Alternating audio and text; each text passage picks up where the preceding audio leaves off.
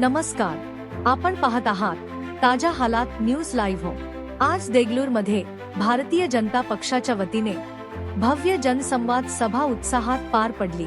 या कार्यक्रमाचे आयोजन स्थानिक स्वराज्य संस्थेच्या आगामी निवडणुकीच्या अनुषंगाने करण्यात आले होते। सभेला प्रमुख पाहुणे म्हणून माजी मुख्यमंत्री आणि खासदार अशोक चव्हाण उपस्थित होते। त्यांच्यासोबत खासदार डॉ. अजित गोपचडे, अमरनाथ राजूरकर, आमदार जितेश अणतापूरकर, आमदार तुषार राठोड तसेच संत तुकाराम हंबर्डे आणि अनेक मान्यवर नेते उपस्थित होते।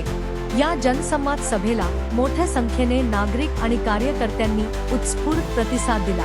आपल्या भाषणात माजी मुख्यमंत्री अशोक चव्हाण यांनी स्थानिक स्वराज्य निवडणुकीच्या पार्श्वभूमीवर विकासाच्या विविध मुद्द्यांवर भाष्य केले। त्यांनी सांगितले की देशात आधीच डबल इंजिन सरकार कार्यरत आहे।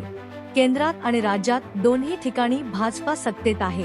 आता जर नगरपालिकेतही आपला नगराध्यक्ष भाजपाचा झाला तर ट्रिपल इंजिन सरकार तयार होईल आणि विकासाला अधिक वेग मिळेल। तसेच त्यांनी आणखी एक महत्त्वाची घोषणा केली। देगलूरमध्ये लॉजिस्टिक हब मंजूर करण्यात आले असून लवकरच त्याच्या जमीन अधिग्रहण सर्वेक्षण सुरू होणार आहे।